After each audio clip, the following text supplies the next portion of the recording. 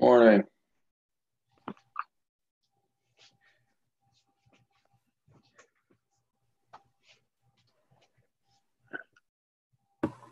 Morning, Gary. Good morning, Maura. Morning, Joe. Morning.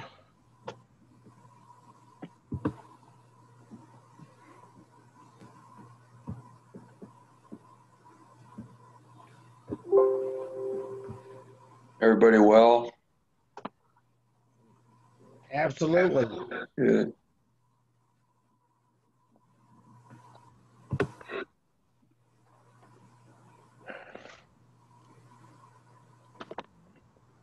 Enjoying the beautiful weather?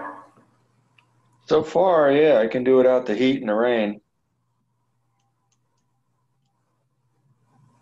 There goes. I was going to set up out on the deck, but it's really chilly out there. It is, isn't it? Yeah.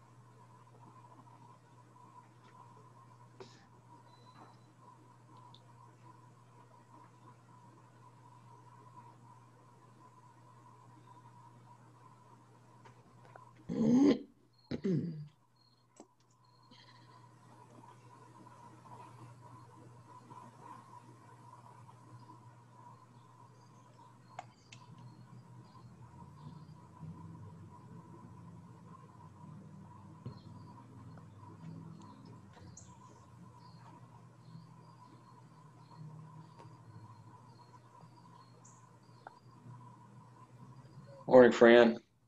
Morning. Morning, everybody. Morning. Mara, we got our lights on. Yay! I forgot to come back last night, and I forgot to come back and check them. Oh, they look great. They look fantastic. They're brighter than ever. I hope they last. They look too bright almost.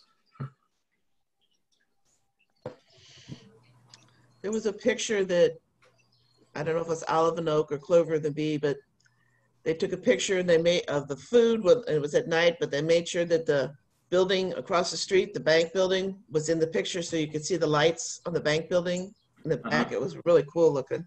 Oh, cool.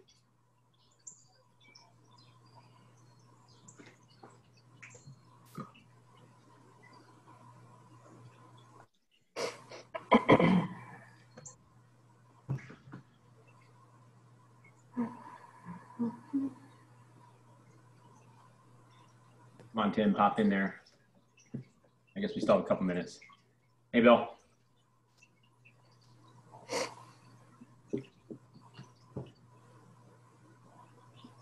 Morning, Bill.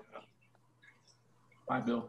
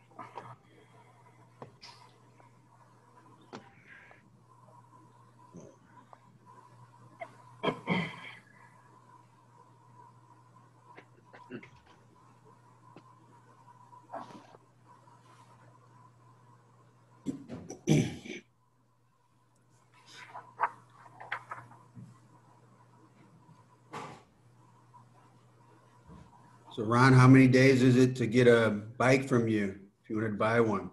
Depends on what you're looking for, but we ordered some bikes a week ago that are coming in next August. Wow. Not good. Wow. Never had to order bikes 11 months out before, so we'll see. We'll see how it goes. So is the market for used bikes really big then? Oh, it's huge. Yeah, people. I found a person who bought a 14 or 15-year-old mountain bike that was $500. They paid for it. That's what it was new 14 or 15 years ago. Now I can't believe they paid that for it, but you can't find a bike, so if you're trying to sell something used, now's the time. Are you selling those electric bikes? We are. Mm-hmm. Yep, those have been pretty popular actually recently. Yeah. What do they go for? They start around 2,000 and go up from there, of course. But $2,000 bike's pretty nice. Yamaha motor and everything. So. Are they like the old mopeds? No, they're not. They're not. They don't have a throttle. You have to actually physically push on the pedals to get them to assist. But in the high power mode, you don't have to do much. I mean, you just barely push down anything and it'll go. So. Mm-hmm.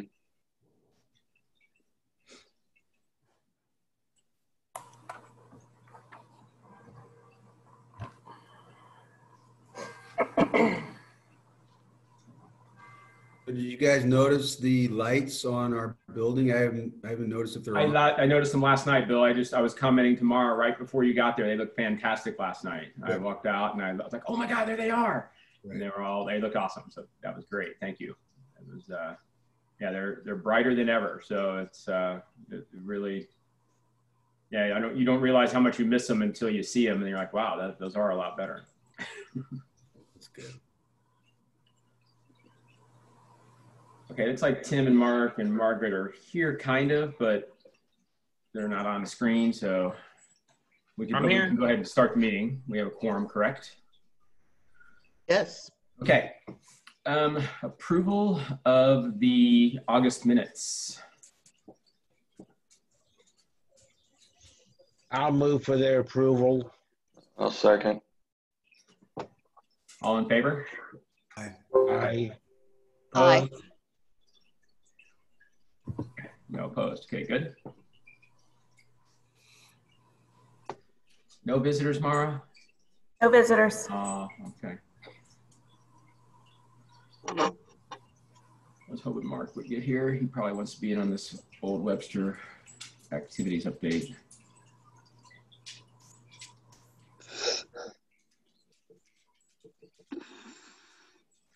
All right, so old Webster activities update. I can talk a little bit about it. Great. Tim.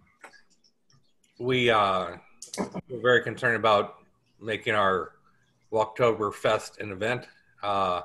So we have changed the name and how we market to the Walktober weekend. Okay. Everybody feels more comfortable with that. So we've changed the advertising a little bit with that. The banners that we had made that said Fest on there, we're going to put a red like non-smoking sign over the Fest part of it. Got it, to make it like not such kind of a party. Is that what you're thinking? Exactly. Okay. And the banners will just say Walktober weekend that are, or I'm sorry, the posters that are in each shop. And that's really most of what we talked about and finalized with 2 actual meetings instead of just 1 for the trade. Okay.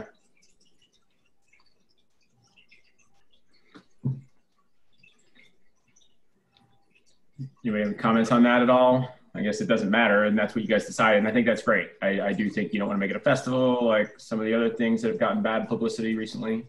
So it sounds great, like a great idea.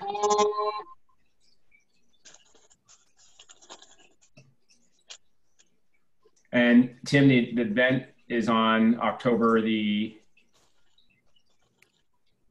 Fran, what's the date there? I forget. 17th and 18th.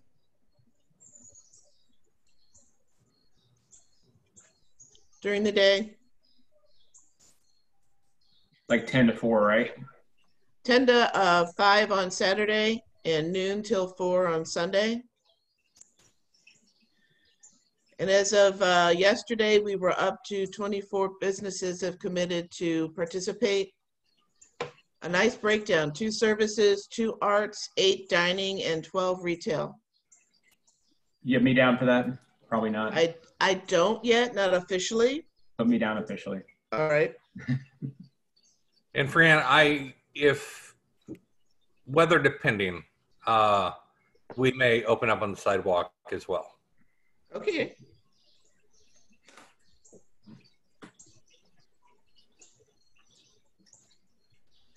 So can we do off the record here? Looking at Mara. Yeah. If we were wanting, Ron, I just want to let you know, the meetings are recorded. got it. Okay, so we can. All right, perfect. All right, thank you. So if you want to send us something. Yep, I'm all over it. I know what you're saying. Thank you. Okay. All right. Any other comments on the Walktober weekend? Has Dave Buck coordinated with you at all? He's put together this Porch Fest thing with the musicians sprinkled around the neighborhood. Yeah, Dave contacted me yesterday, giving me the details of what he's doing. They've got 20 families that are participating. Theirs is going to be from 4 to 6 on Sunday the 18th, and it's right next door. So it's like a square, Gore and Lockwood to Jackson, over to Gray, and then the cross streets in between. So he's interested in possibly doing some cross promoting because they're neighbors, so to speak, neighboring events, and the times don't conflict. But theirs is all free. Also, people stroll around and pick out who they want to listen to, that sort of thing. Right. Okay.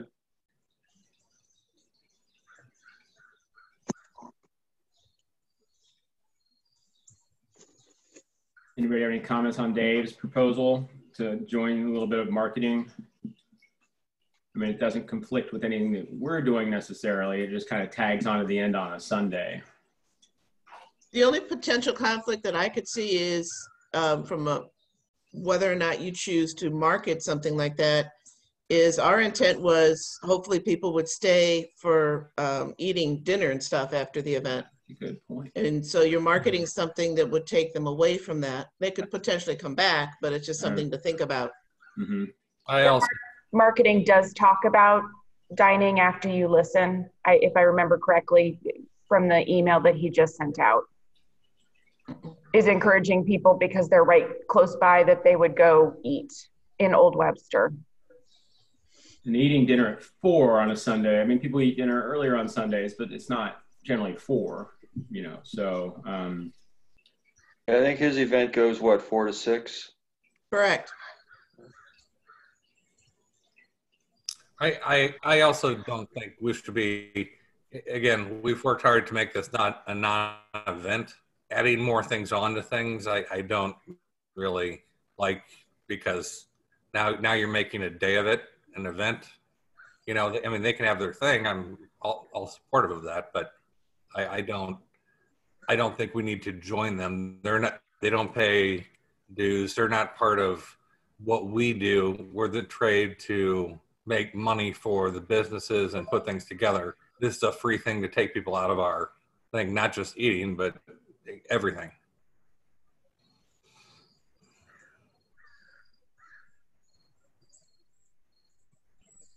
I agree with Tim that. I'm sorry, Stacy, you I mean, broke we up. can let the business owner. I said I agree with Tim on that. Can you hear me? Yeah. I can. I think we can let the business owners know, and if they want to talk about it, that's fine. But I wouldn't go out of our way to overly promote it.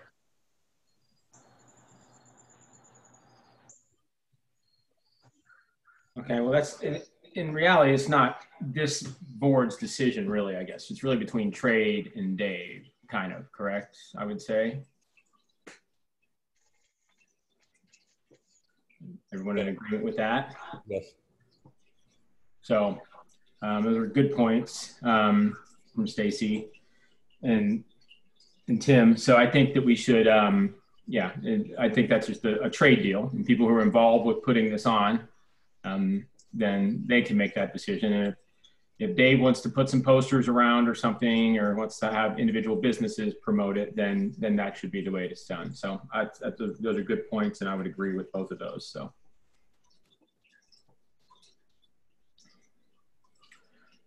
Any other comments for that weekend? All right. Holiday planning update. I guess this is the event in November that's also going to be a walking event that's going to take place at the open house. Is that correct? Instead of the open house, we in Old Webster have kind of tailored to see how October weekend goes. And we're going to go from there. Okay. All right. Yeah, it can be, for me, I don't know what's going to happen at that particular point. We're still not letting people in our business. We're still operating curbside.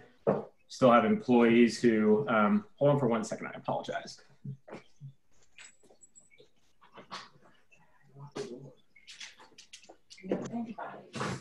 I locked my wife out, I'm sorry.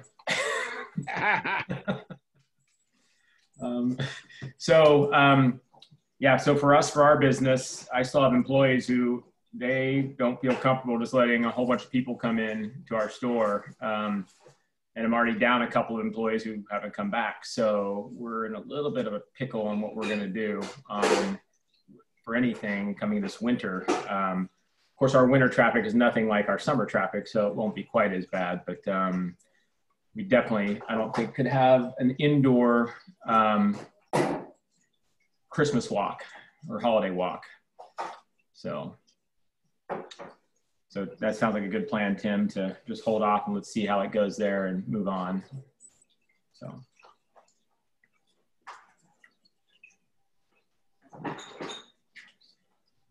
Any other comments about the holiday planning update? Anybody have anything else to say there? BDC did not hold our holiday meeting because we didn't have quorum. Okay. So there's no update on that. Okay. The subcommittee, I'm sorry. Wait, Fran, did you guys ever discuss some window walk or something? The 2 meetings that we had this month were entirely taken up with talking about the October event. We didn't even get to anything else on the agenda. So we have not talked about the December activity. I mean, we're moving forward with a window walk. I mean, it's like so easy and effortless. Tim, do we really need the like, do we need to know any of this stuff now, Ron, if we're asking for promotional material for that? No, I don't think we do. Okay. No. Yeah. Yeah, I think we just let it go, but I think that we should be planning at least doing a window walk. There's no harm in that, having people walking down the street and finding the Where's Waldo type thing in somebody's window or something. I think that is a good idea. There's basically, if your business is open or not, it doesn't impact at all. If you want to participate and design your window, you can do it. If you don't want to, you don't have to. So it's just something to help draw people to Old Webster maybe. And I think that it's a great idea to keep moving with that plan at a minimum, because that is just up to own individual businesses to promote. So if we need money for a map or any of that, we can wait on requesting that. We don't have to request that today, right? I believe that's correct. And that's what we discussed in prior meetings. Okay. Correct on that, Mara? Yes, you have more than enough set aside in your account, and it's all for different types of promotions, whatever it changes to. And there's not going to be any way we're going to spend anything close to what the holiday, original holiday event was, which we've already budgeted. So not to say go crazy, but we definitely should be able to fund any request, I would think. Yeah, and we decided for the October event, we're not going to pay for Facebook ads. So that's money we're still not even spending that we had talked about originally. We're still going to do social media, but we're not going to pay for any ads on social media. Okay. We're also budgeting $100 for each business. Is that coming from here or the trade? That's from the district. Okay. That everything to do with here. It's just $100. You can refund businesses that advertising or anything for their store, or anything to lights to liven things up. Although we did cap that because there's not enough money if everybody takes us up on that. Right, you kept it at $1,500. Yeah.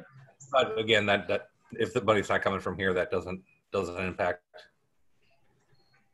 us here. No, it does come from there. That's from the district funds. Oh, it comes from here? Yeah. Are you assuming that that is, so there's a little bit of a difference between what comes from here. What comes from here isn't supposed to go directly to a business for something. So if it's a money to the trade association, sort of like your amount that is given to you for running your event, that's different. Your money cannot go directly to a particular business for something. So I want to make sure we're clear on that, because this is tax district money that has a series of what it's set aside for. So you can't just say, well, if someone spends money on something in their shop for promotion and it's something that they keep, that's not necessarily you can reimburse them for. So I want to make sure we're, if you're asking for, like normally you get $5,000 that goes to the trade association to use for your open house and your other events, we can still move that over like we normally do if you as a tax district want to move that over. And then how you spend it on your event would be a different thing. But it's not coming straight from the district. It can't legally, we can't just reimburse people for those kinds of things. No, I don't think that was ever the intent. If it's coming from here, it'd be $1,500 of marketing money sent over to the trade. And okay, I just wanted to make sure. It sounded like you were saying, well, if someone does something to promote their business. No. I thought if the money was coming from here, it would just be a $1,500 movement to the trade. Okay. Is marketing that we're choosing from there to go on. Okay, that clarifies. Thank you.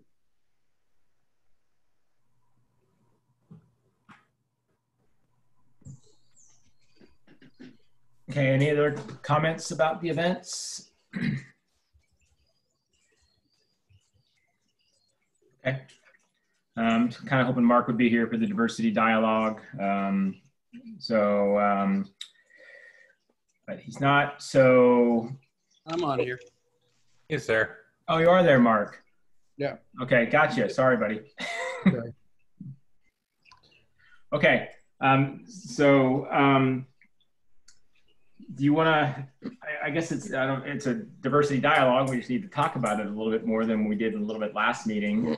You know, some of the things that you said, Mark, in particular, I was a little bit shocked at it, to be honest with you, being a Webster resident. Looking into it, you know, it's exactly almost what you said. I wasn't able to find exactly the stats, but I did find a 2018 stat that you were 4 times more likely to be pulled over if you were African American in Webster than if you weren't. And so I think that definitely is something that should be addressed with the police department.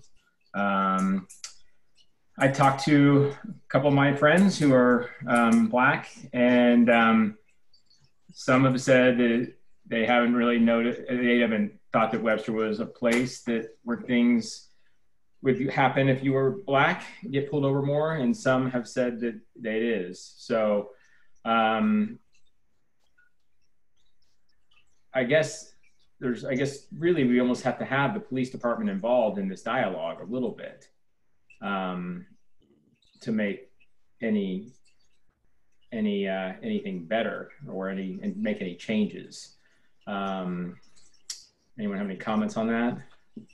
No, I mean, I agree fully. I think it's something that needs to be, for it to be productive, it needs to just be an open discussion. And I think the businesses coupled with our council that I think seem to very much be on the same page and wanting to address this issue. And I have not personally had any conversations with anyone on the police. I mean, some casual with a couple officers I know on, you know, nothing at this high a level. But I think it would be important to have them on. I could only assume that they also want to want to correct any issues that are there. And so I think it is just finding a way that we can have an open conversation in our community, but it might need to start. I think for things to happen or change to happen, it requires, you know, business leaders like us, the council and the police all coming together and listening and discussing what are issues and how do we address those issues. I think a lot of people don't realize it. I mean, you see stuff on Facebook and Community Connect, and I think people take those things with a grain of salt. You know, you hear stuff about Black Lives Matter signs getting like stolen out of people's yards, or people putting up, you know, signs with different messaging that throughout the neighborhood late at night. I mean, all these things have happened. So I don't know. It's not an easy answer or solution to the issue. I think we have 2 things to address, and it's kind of like we talk about with parking sometimes. There's reality and there's the image, you know. So if you have to address the real things. For one, is obviously the most important, but also I don't think any of us want to have an image of being a racist town, or a town that has, you know, then you're 4 times more likely to get pulled over if you're black. You know, and I know from my business that a large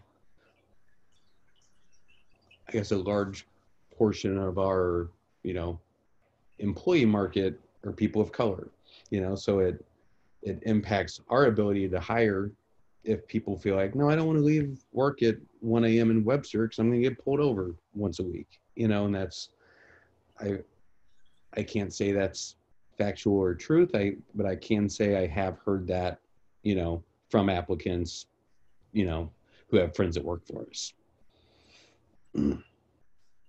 I wasn't able to be at the last meeting. Was there an incident or something in particular that we should have this conversation anyway? I agree, but was there a particular incident that sparked this conversation?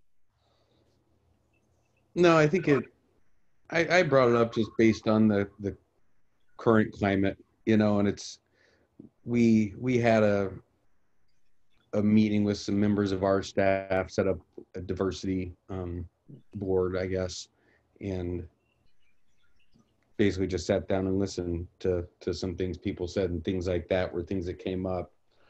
I met with one of the council women, with Laura Arnold, and she shared some of these stats and facts that were really helpful. And she actually sent me a follow-up recently about, I think, a public comment that I'll send to Fran to share with everybody. But just shared some information on a public comment that I think the police department made regarding an issue. Well, I know that it's been in the news that some of the churches have been vandalized and spray painted. So we have a Black Lives Matter sign in our front window. We had a lady, this is the only negative, we had a lady get apparently very upset at one of our staff that we didn't have a Blue Lives Matter in the window. It didn't really go anywhere. It's just that she kind of loudly voiced her opinion. And last weekend we got, I don't think it's necessarily related, but we got spray painted on the back of our building. I had police come down just because I wasn't familiar with the symbol that was painted on the building, which may have been nothing but just hit and run type, you know, whatever. But they didn't recognize it as being significant of anything.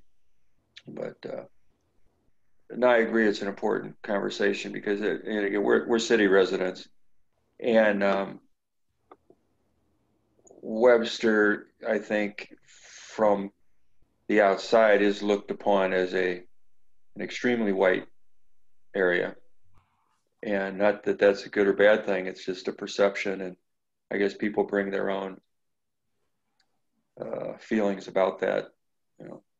Yeah, I mean, we've had many of the similar instances. We had a guy the other night not tip and tell the server is because he had a Black Lives Matter mask on. We've had people fight with our baristas in the windows at Clover for the same thing. And I think it's trying to find that, you know, remove that stigma that because you support Black Lives Matters, you're anti-police. And I think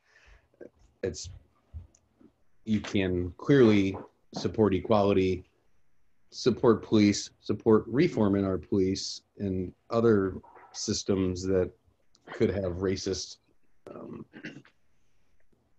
impact all at the same time, you know. And I think there's such a line drawn in the sand on some of these topics that that's why I feel like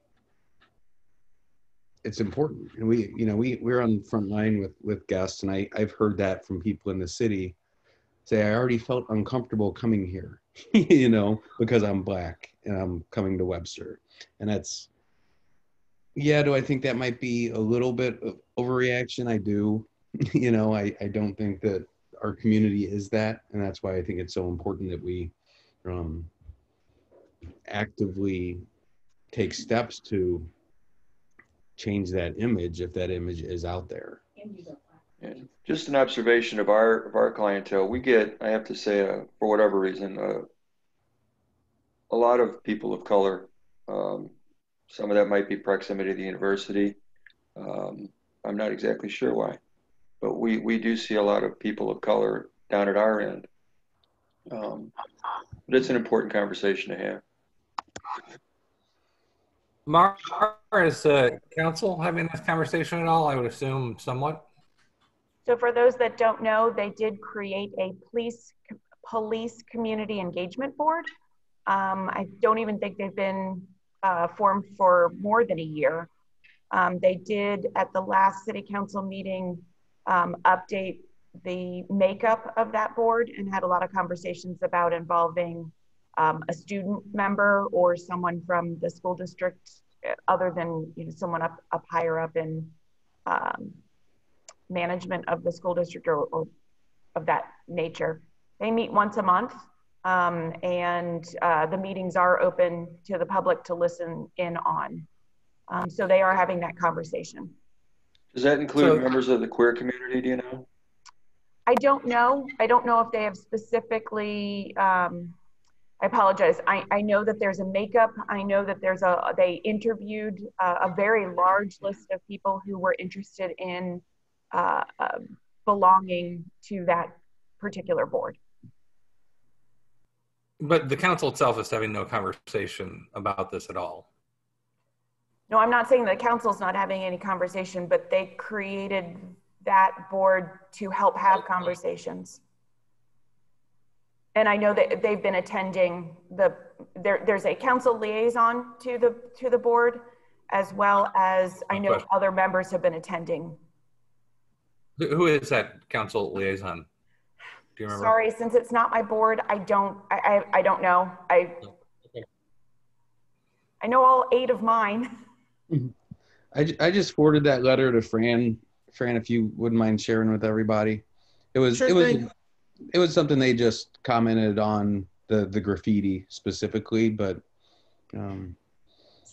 so I don't know if it's a step of maybe a couple of us asking to have coffee with the chief and just having this conversation. What steps do you see? What are you guys doing? What any of these factors or this data that literally shows that we are maybe not in the right place in policing in some situations.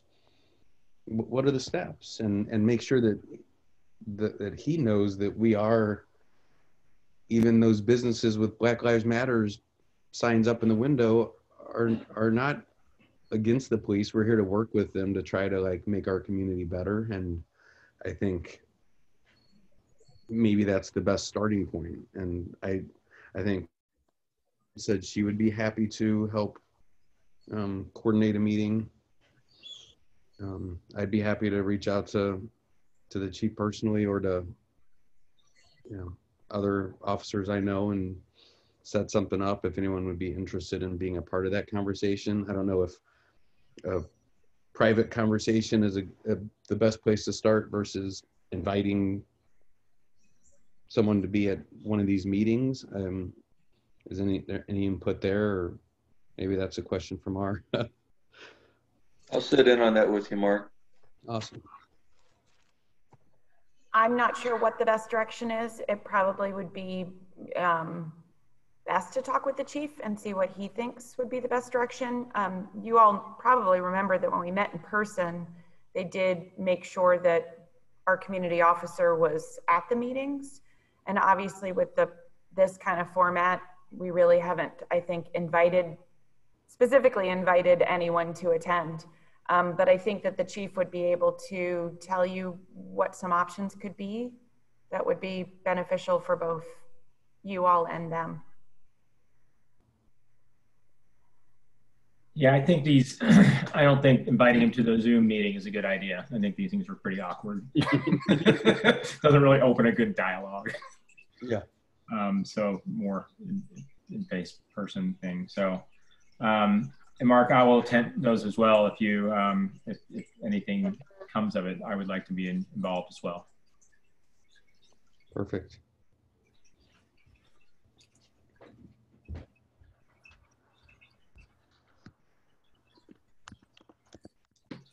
So yeah, one instance that I heard of from a black individual was that he was pulled over, his car was searched without having search warrant or really too much probable cause. And they actually found a half a joint and they let him go. Didn't do anything at all to him. So no ticket, no anything. So they could have gotten ugly there if they wanted to, I think, you know, and they didn't. So it was his car probably shouldn't have been searched in the first place, but then they didn't do anything after that. So they must have had some other reason, which they did not explain to the individual why they did that. So I don't know if it's, I do think there could be, just like Mark said in the last meeting, a few individuals who are doing maybe more of the pulling over than other individuals possibly. And so that would be something the police chief could probably address with us a little bit. So yeah, I feel like that would be, you know, you hear the talk of bad apples, et cetera. And, you know, I think when you have the data that can point clearly to the people that are, you know, pulling people of color over at a disproportionate level, it seems like such a simple, I know nothing's simple, but it's pretty straightforward fix to address those individuals. You know, if 95% of the force is in a regional, you know, reasonable variance from the target number, and you have 5% of the individuals that aren't, those are the individuals that need to be addressed, and those are the ones that are potentially dangerous. And I think seems like a pretty straightforward, simple first step to weed out. And do we have that kind of data? I know they track it statewide. I think they track it all the way down to the individual. I mean, I haven't had a chance to dive in too deep, but the data has to come, it has to start at the bottom and work its way up to the top to get those statewide numbers. So I couldn't imagine that they aren't tracked down to the individual officer. If not, maybe they should be, you know. Yeah, exactly. I didn't go too much into it, Mark, after our last meeting. I was amazed at it actually. And but what I did find was there was a comment by the Webster police that when it was brought to their attention that you were 4 times more likely to get pulled over, they're like, that can't be true. I mean, you know, they were amazed, you know, it's like, so they're not necessarily, they weren't, this is 2018, so they weren't necessarily keeping stats themselves. But the comment I saw from the Webster Police Department was that can't be true. So they couldn't even believe it. So yeah, I think just having those stats, and if you could track it to individuals, I think that would be just fantastic. So. Okay, any other comments? University? All right. New business, Webster Kirkwood Times ads. Just a quick update for those that do know, our first back in the red bag Webster Kirkwood Times should be coming out on Friday. For those that have not paid attention, they are just going to have the Webster Kirkwood Times. None of the other papers have come back. So there's not going to be a West End Word, and I can't remember the other one. There were 3 of them. Times. Because of that, the dollars that we have set aside for advertising, which include the holiday ones, which would be the recipe guide and some of the other ads during the holidays, as well as any ones that you guys had been doing, which were fall and spring, where you get to put a banner down the side like Walktober weekend, and you put your piece to it, and then all the different businesses are allowed to have their own smaller ad with it. Because of the fact that it is not going into multiple papers, it actually brings the cost down. And so the Webster Kirkwood Times is proposing that the cost decrease get passed on to the individual businesses, and that the amount that we have as our match stays at our match amount. And I think it ends up, if I remember the numbers correctly, normally a business pays, I think, $375 for being in all 4 of the ads, 2 in the fall and 2 in the spring. It looks like it would bring the cost down by almost $100. I think it goes down to like $285 or $295. And then we would just keep the amount that we currently have in our budget, if that makes sense to everyone. So I just wanted to pass that info on. It means that we already have set aside, we could put in ads for the Oktoberfest and then the holidays, and continue to move forward with our local paper. Hey, Mara, on a bigger note, I guess, for me to make any of these like decisions, is there any idea on how, I know that we talked about this last time, I think, but how much the businesses being closed for a few months or being to like 25% occupancy or capacity, how that's going to affect our, what we bring in the next year? Should we be hoarding money at this point, or? So, and this one isn't my arena, it's more Joanne. So the amount that comes in is based on the property taxes. So it's a percentage of the property taxes. So I don't think property tax wise, that's not going to make any difference, because you're being taxed on your property, which doesn't tie into your 25% occupancy. The other percentage comes from your business license. And then the business license is based on your gross receipts. So if your gross receipts do go down, that will make the overall number that comes in go down. I don't think it's gonna, that portion is a much smaller portion than from your taxes. So I don't know if we have any assessment or evaluation of what it's gonna go down. I do know that the city sales tax, as she was tracking it, and Joanne's been updating the city council, I think every 2 weeks to 4 weeks. It might be even less than that. Maybe it's every 2 months, but she's been updating them. And overall, the numbers have not been as far down as they had anticipated it was going to be. And the numbers have already come in from April and May and June. Some of those numbers have come in. I would have to ask Joanne. I apologize. I didn't think to get that update, but I know that they did not go down as much as they had projected that they would. Because remember, we're the pool city, so we're bringing money in from the region based on our population. Also, remember, you have a pretty good backup. I'd have to go back and look. I want to say you have 58,000 in your reserve account. So you have an amount that'll help keep you going if you don't do anything big over the next few years. Oh, I'm sorry. Yours is even bigger. I'm confusing you with one of the other districts. You have over 100,000 in your reserve account. So that would help make up for a year or two to help continue to allow you to do what you've been doing the past few years. Okay, thank you. Did Webster Kirkwood Times, did Dwight sell?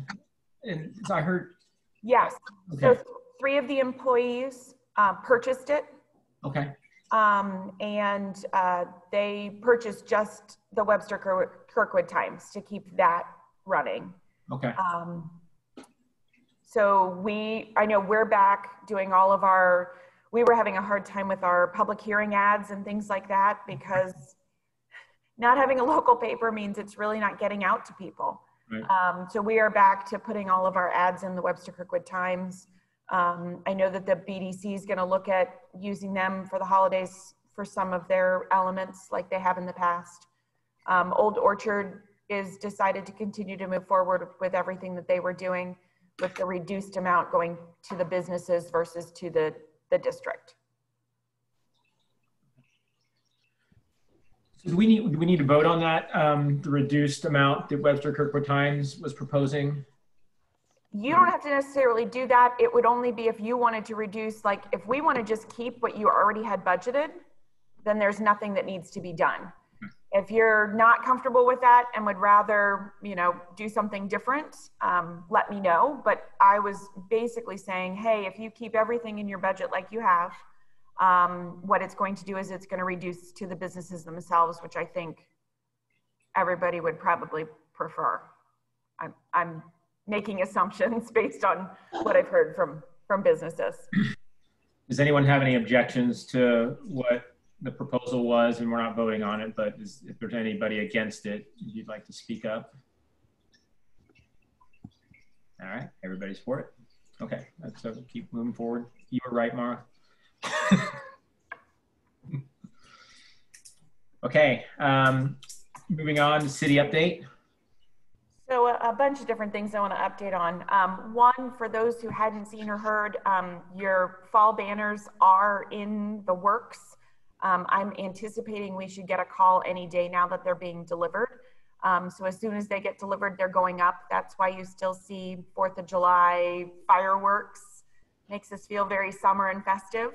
But the fall ones should be coming off the press any day now. There was a determination made, and I understand there's going to be all different people on different sides of this.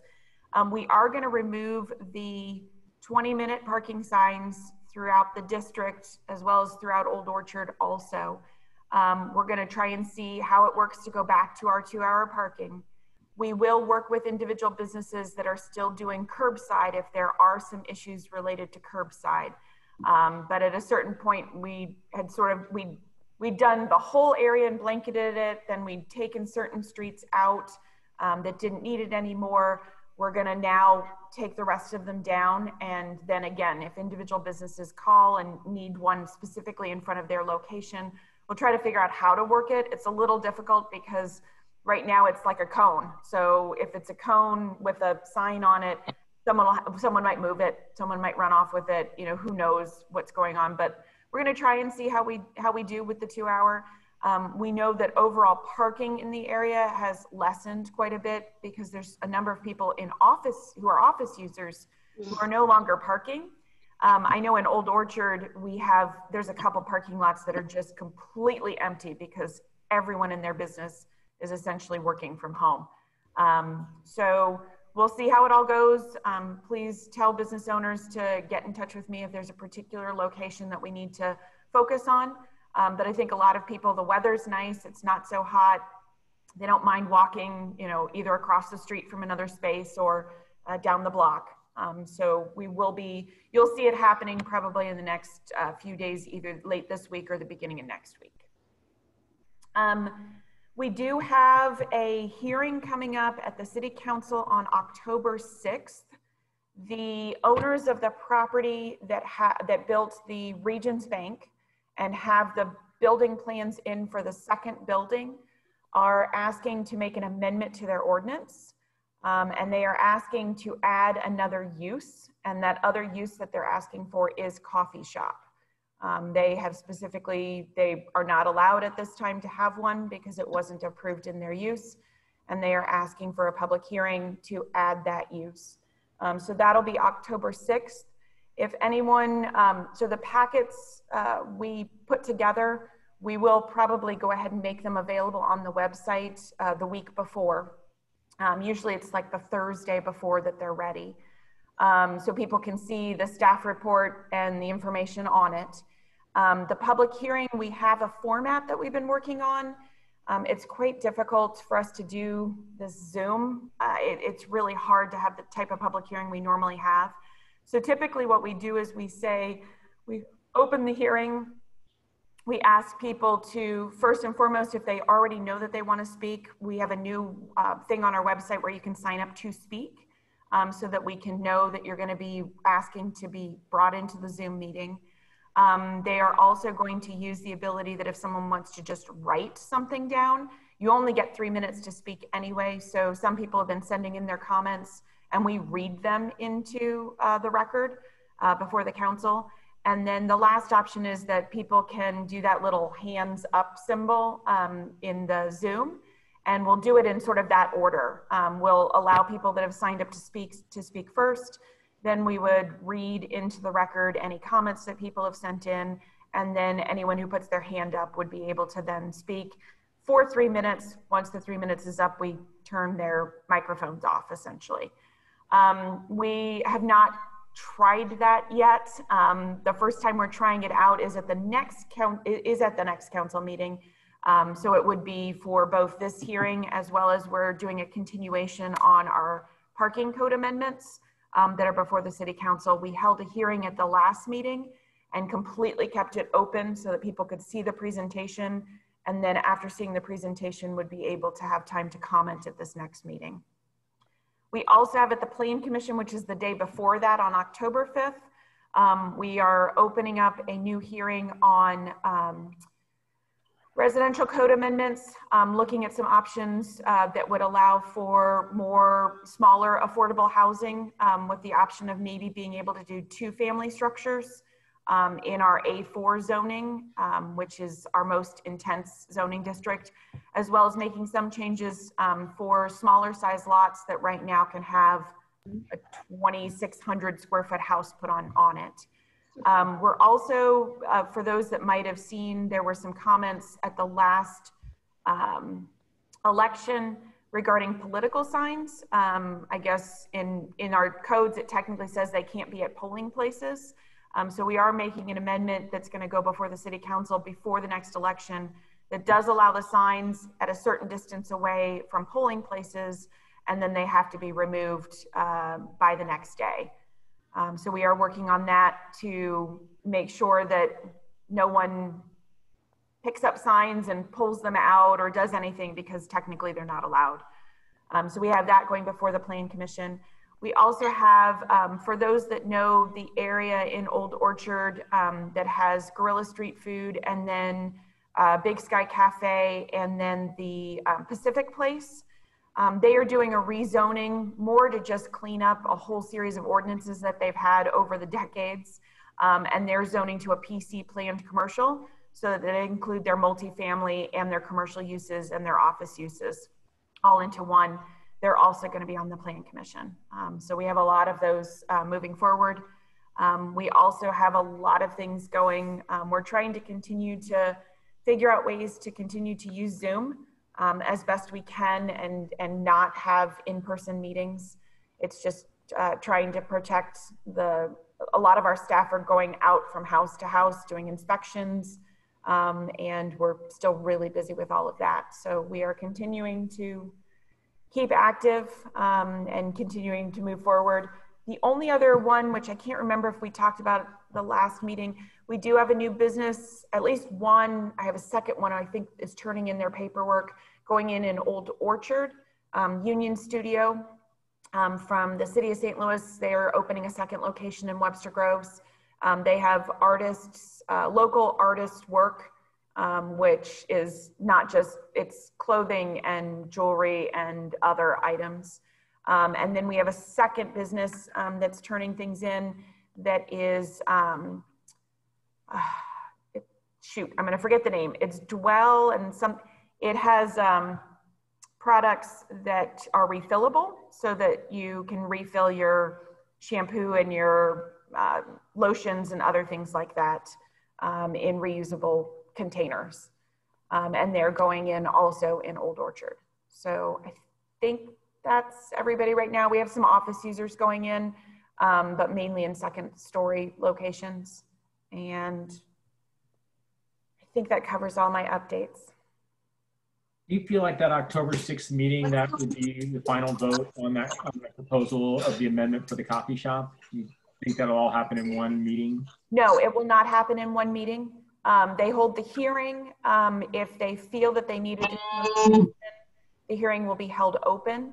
And then if they did close the hearing and even had first and second reading, they then have 2 more weeks before they would take a final vote. So it would be at the next meeting after that, which is 2 weeks later, which I want to say is October 20th. October 20th. So the fastest it would go would be October 20th. If they feel that they need to hold it open further to the October 20th, then the next hearing time when they would vote would be November 3rd. Will that be a separate building, or is that something attached to the bank, or how will So that? there's a second building that is required as part of their development plan. There's right now just sort of grass next door. It is a 3,200 square foot building, if I'm remembering my numbers correctly. It's 2 tenant spaces. They have asked to use 2,200 square feet for office use. Towards the back of that building, it's a 1-story building, and they're asking for 1,000 square feet for what they call a coffee shop use in the front. And it was not originally a use that was approved in their ordinance.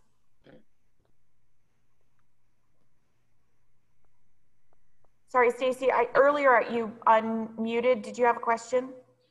I was just going to ask if you heard anything about the macaroon place, but my understanding from what we heard was that they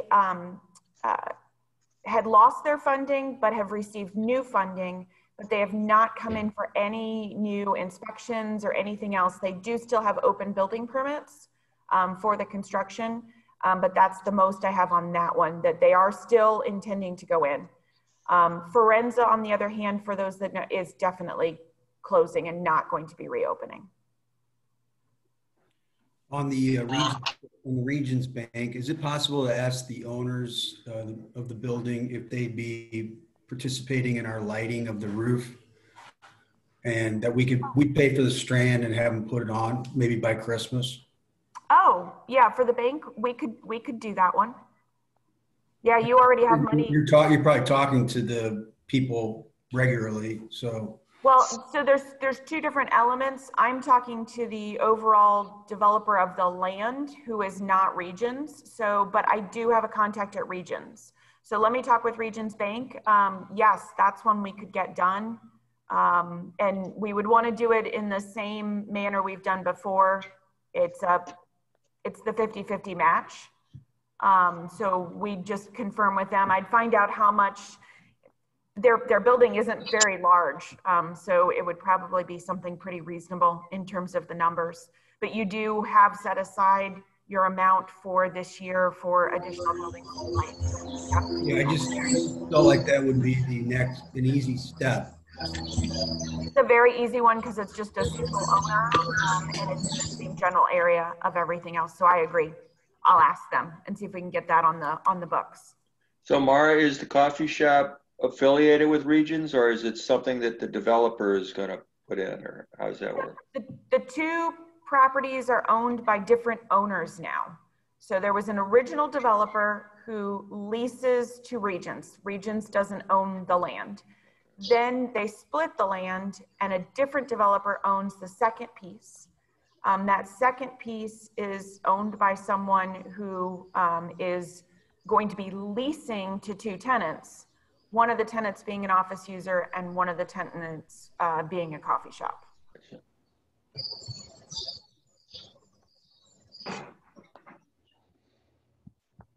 I was also told that Forenza has another person coming in to take over Forenza, another owner. That would be great. I mean, the last he told me is that if he was planning on trying to sell it all as one big element, I've been talking with him via email. So the last contact he had was he was still trying to find someone to purchase all of it with all the improvements, tables, chairs, everything. But he didn't have anyone the last I talked with him, which was a couple weeks ago. Well, I guess Forenza is a chain. And Dan Warner told me that he had talked to him and said that they had found another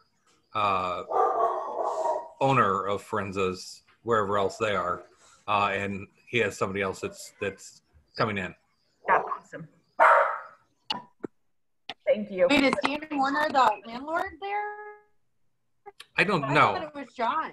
No, but Dan Warner knows everybody and everything, so he gets involved with a lot. So that's what he said that Steve had told him.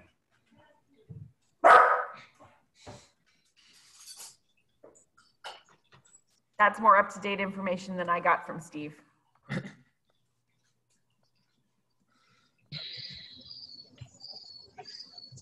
Okay. Any other, that's it for updates. Any other comments? I just had a couple of things. So I had a couple of comments about parking along South Gore and Lockwood, both sides of the road, heading south up to the public parking. So like on, the US Bank parking entrance and the alley that you use, Joe uses, and I use. So maybe this is for our public works director, or not, our police community officer. But the problem is when you come out from my parking lot, people are parked on both sides. It's very hard to see when you're trying to make a left on the Gore. And now I'm hearing about people coming out of the US Bank public area, that there's big trucks there, or there's people parked there between Lockwood and that entrance, and they're trying to make a right-hand turn on the Gore and they can't see. And what happens is people are using Gore as a cut through. So they're coming down Lockwood and then cutting through, and they're going reasonably fast. So anyway, and then if you combine that with school letting out, it's a mess. So we need to just have somebody look at that area and make sure we're marked out properly. I know one time, Bill, and this was, who knows how long, maybe a year ago, you talked about there's that one parking space that borders the alley that goes behind all of your, mine, and Joe's business, and the employee parking lot. There's like one little space right there. And I think you asked for that to be removed. I don't think that was ever removed.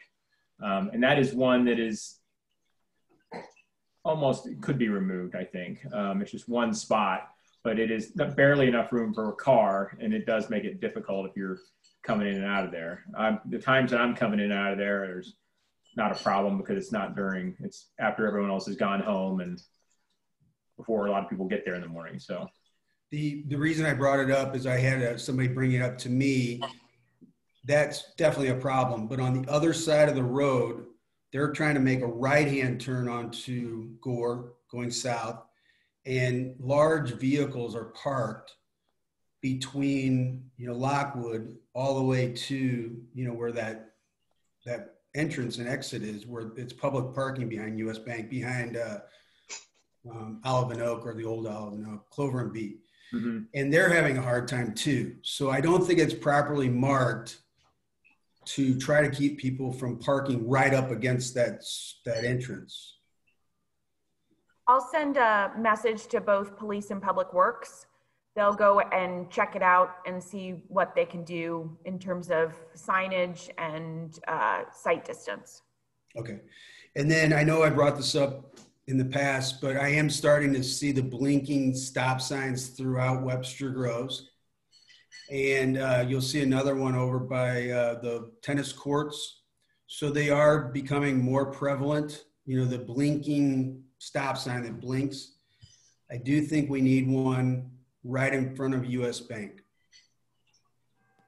Can I say something really fast too? I don't know. Hey, Mark, question are you there? Yeah, I'm here. That little sidewalk ramp between you and Parkmore. Do you know what I'm talking about? The handicap ramp right there? Yep. Okay. I feel like, there's not a way to cross the street right there, right? Like, that's there for deliveries and trash. Got it. Our trash comes out right in that spot. We have an indoor trash room. So when they pick up, they have to roll the bins out. So Mara, it's super deceiving as a person walking. Like, I was walking the kids in the stroller, and I went to go down that ramp to go around, because the patio is packed. Awesome. But I got stuck in the street with my stroller because there's no way to get back up on. I wonder if that could be a place to put a ramp on the other side in front of the Straub so we can actually make it a walking. for safety, they won't do that. That's a mid-block crossing, and it's too dangerous to put a formal crossing in the mid-block like that. Got it. Yeah, yeah. So I'm going to go back, Bill. They did already evaluate, and no, they will not put a flashing stop sign at the three-way intersection. Just so you know, the one that went across from the tennis courts, a child was hit on his bike in the middle of the intersection there. So they did put the flashing one there due to the lack of sidewalks on one side and some of the things that they had to do for that particular location. But the Public Works did already study and said it's not warranted to put it at the three-way stop. Okay.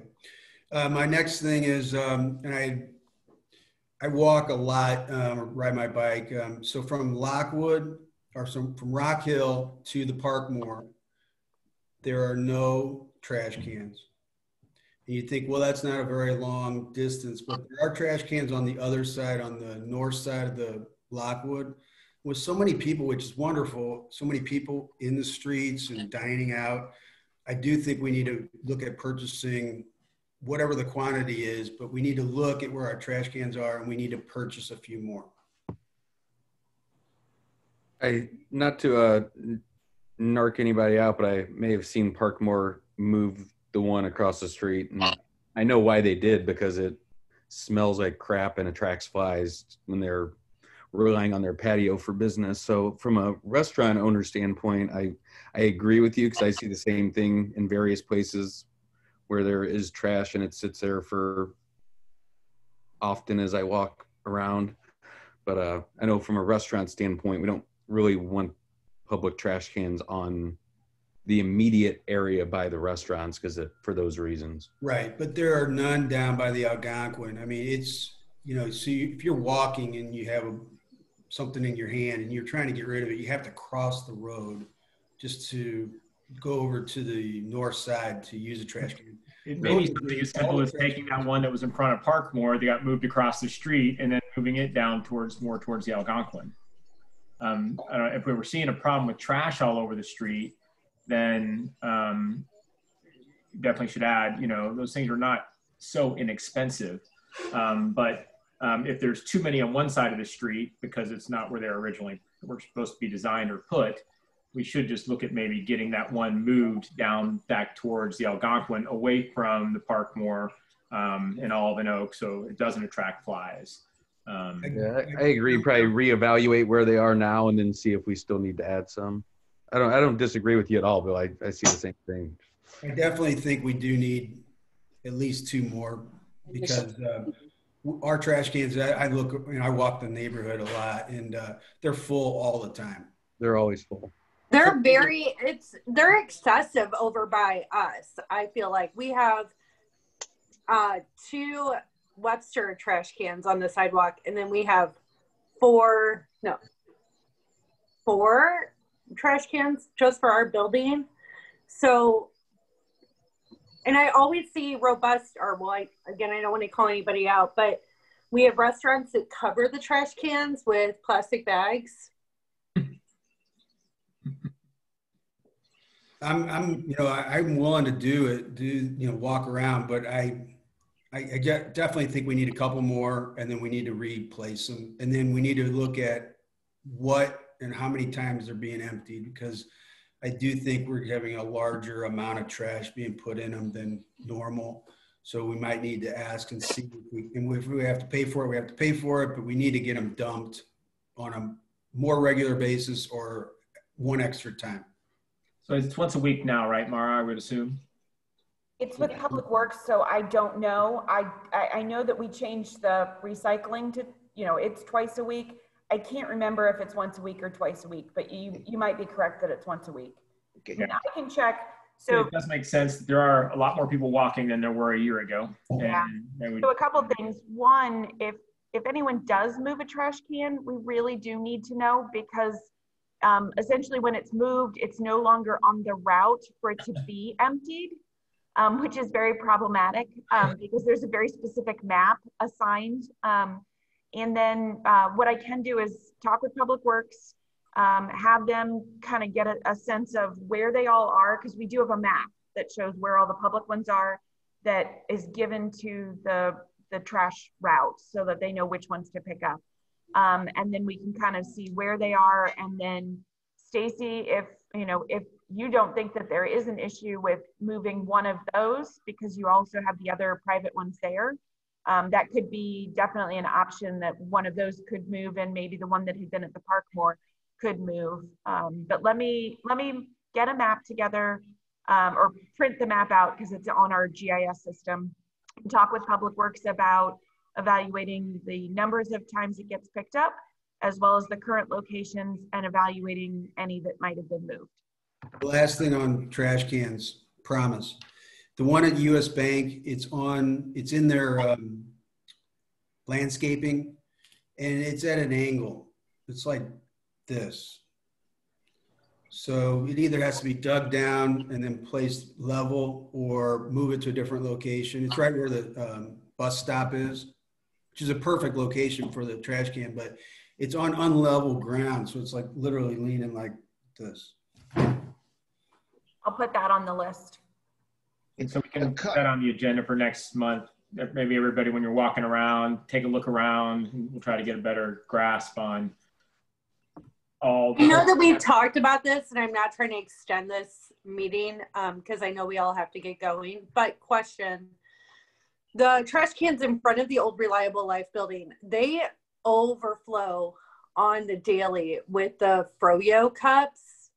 And I know we've talked about recycling, but if there's anything we could do, like, it is excessive with the amount of paper cups that are going into that trash can that could be recycled.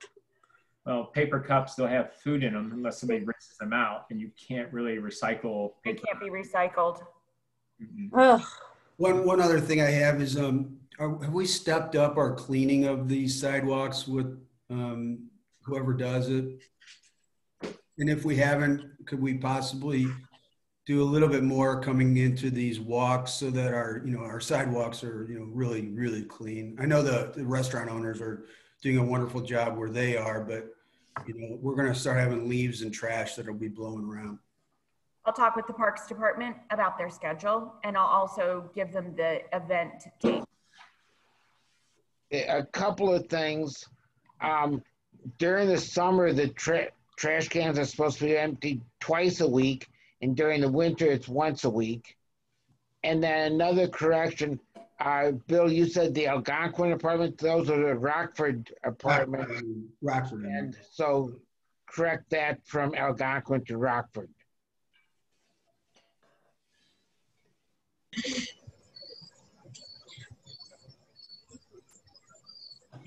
Okay, any other comments?